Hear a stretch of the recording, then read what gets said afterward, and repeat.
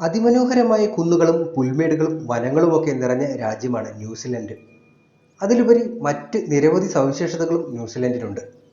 ഈ രാജ്യത്ത് മനുഷ്യരെക്കാൾ കൂടുതൽ ആടുകളാണുള്ളത്.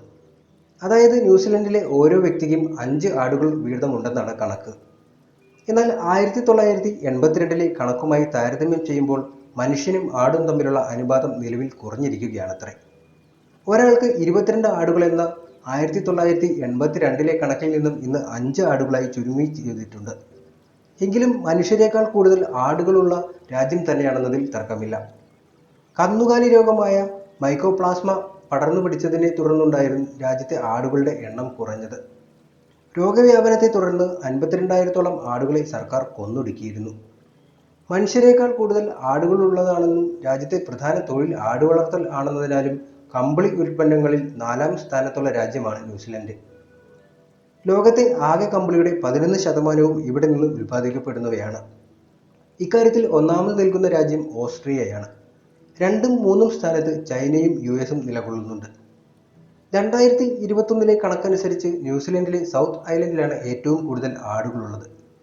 രാജ്യത്ത് ഏറ്റവും അധികം പ്രചാരത്തിലുള്ള ആടാണ് റോംനി. വടക്കൻ തെക്കൻ ന്യൂസിലൻഡ് ദ്വീപുകളിൽ 50%-ലധികവും റോനിയാണ്. 2023 ജൂണിലെ കണക്ക് പ്രകാരം രാജ്യത്തെ ജനസംഖ്യ 52 ലക്ഷമാണ്.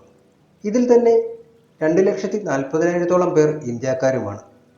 അതേസമയം ന്യൂസിലൻഡിലെ ആടുകളുടെ എണ്ണം 25.3 ദശലക്ഷമാണ്. 2022 പുറത്തുവന്ന കണക്ക് പ്രകാരമാണിത്. എങ്ങനെയാണ് മനുഷ്യരെക്കാൾ കൂടുതൽ ആടുകൾ ഇവിടെ ഉണ്ടായത് എന്നുള്ളത് വളരെ ചരിത്രപരമായ കഥയും കൂടിയാണ്. 19-ാം നൂറ്റാണ്ട് മുതലാണ് രാജ്യത്ത് ആടുവളർത്തൽ ആരംഭിക്കുന്നത്. കമ്പിളി ഉൽപാദനമായിരുന്നു ലക്ഷ്യം. ന്യൂസിലൻഡിലെ ഭൂപ്രകൃതി ആടുകളെ വളർത്തുന്നതിന് ഏറെ അനുയോജ്യമായതിനാലും അക്കാലത്ത് കമ്പിളിക്ക് ഏറെ ആവശ്യക്കാരുണ്ടായിരുന്നതിനാലും വ്യവസായം വൻ വിജയകരമാവുകയായിരുന്നു. ഇതിനിടെ ആടുകളുടെ മാംസ വിൽപ്പനയും രാജ്യത്ത് പൊടിപൊടിച്ചു.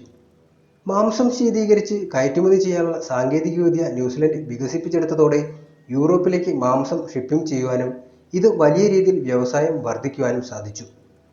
ഇതോടെയായിരുന്നു രാജ്യത്ത് ആടുകളെ വളർത്തുന്നത് പ്രധാന തൊഴിലായി മാറിയത്. ന്യൂസിലൻഡിൽ താരതമ്യേന ജനസംഖ്യ കുറവായതിനാൽ മനുഷ്യരെക്കാൾ കൂടുതൽ ആടുകൾ രാജ്യത്ത് ഉണ്ടാകാനും ഇത് കാരണമാവുകയും ചെയ്തു.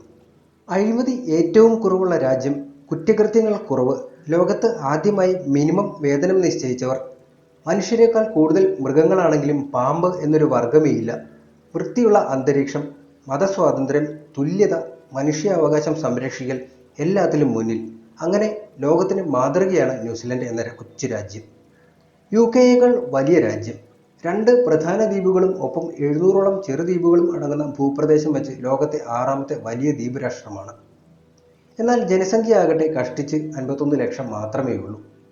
അതിൽ തന്നെ ചെമ്മരിയാടുകളെ വളർത്താത്ത ദേശീയരും ചുരുക്കമാണ്. 2023 കണക്കനുസരിച്ച് 2.5 കോടി ചെമ്മരിയാടുകൾ ഉണ്ടെന്നാണ് കണക്ക് പുറത്തു വരുന്നത്. എങ്കിൽ ആൾക്കൊന്നിന് ശരാശരി 9 ചെമ്മരിയാടുകൾ വീതം ഉണ്ടാവുകയും ചെയ്യും. കുറെ കാലം മുമ്പ് വരെ ഇത് 20 എണ്ണം വരെയൊക്കെ ആയിരുന്നതായും പറയുന്നുണ്ട്. കിവി പക്ഷിയാണ് ന്യൂസിലൻഡിന്റെ മേൽവിലാസമായി കരുതുന്നത്.